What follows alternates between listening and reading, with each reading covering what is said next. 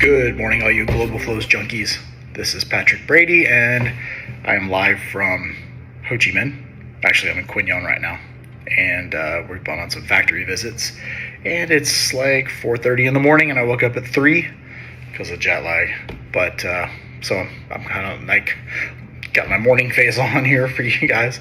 But anyway, I wanted to report back just a couple of things that I've been learning over the trip. We visited 3 factories already.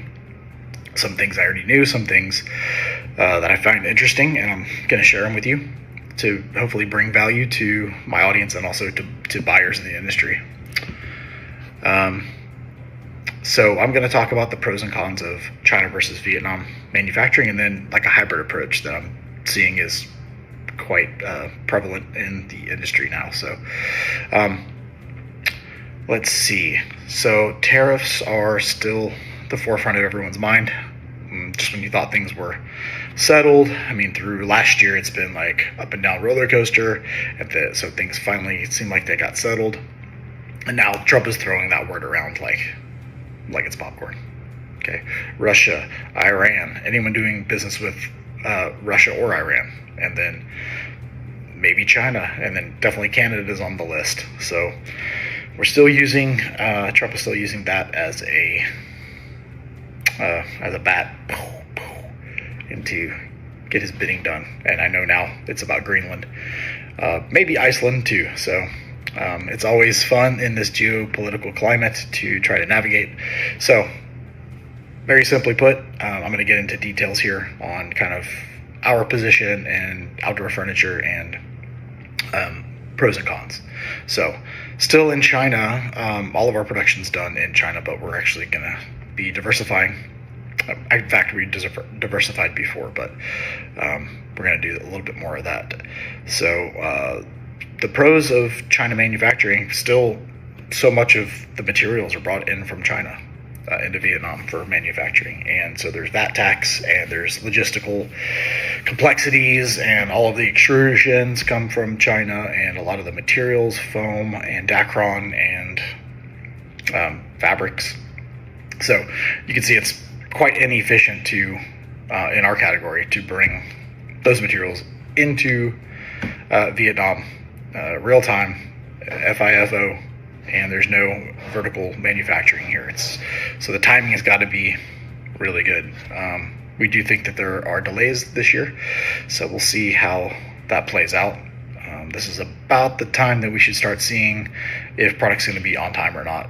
As you know, we're a seasonal business in outdoor, so it's important that in a seasonal product, it's very important that dealers get their product when they need them to start the season. So in China, there's a deep manufacturing ecosystem, lots of experience, and like the labor's just different. Nobody manufactures like the Chinese. Buckle down and get it done, get stuff done. A lot of engineering and process controls. And they're very fast problem solvers in China. So if there's like a R&D department and they're developing samples, a lot of our process is like developing samples. We have some idea, we put them down on a paper or a Google slide, send them to the factory, and then they go on to try to produce samples, and then we come to visit to kind of test the samples. China's very reactive. You tell them what you need, they'll go and try to do it. Of course, we all know that in this kind of management of factories and development, you must be very, very specific on what you need. Don't leave things up to interpretation a lot of times. And China, the cons, higher tariff exposure, as you know. But geopolitically, China and U.S. need each other, but they're also frenemies. And so a lot of threats and potential, we know this from experience, potential increases in tariffs. There's political sensitivity, and there's buyer perception, which is a real deal. A lot of our buyers last year in July, when they came to the show, they said ABC. What does ABC mean? ABC, anywhere but China. And so a lot of kind of ownership of these businesses passed down to their managers and their VPs. When they select product, they say, I don't want anything out of China, send it all to Vietnam or other countries, but Vietnam was kind of the primary, Cambodia and Indonesia also. So Vietnam, what are the pros there? There's a slight tariff advantage, politically friendlier with the U.S., even though they don't get away from tariffs either. So you never know when they might do something that Trump doesn't like and they could increase also. So there's risk involved both ways. And there's a third hybrid model. This is interesting. Some of the factories we talked to have been in China manufacturing for a very, very long time, decades, and a lot of their customers last year said, hey, we don't want to do business in China anymore. We need you to go to Vietnam and open up a factory there if we're going to keep doing business together.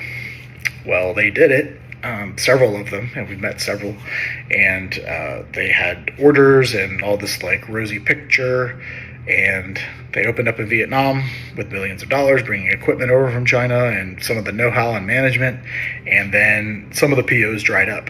And because of the cost effectiveness in China versus Vietnam, a lot of them said that orders were dropping out of Vietnam and being placed in China because even with the tariffs, it was a better situation, a better deal, better cost effectiveness, shipping on time, etc.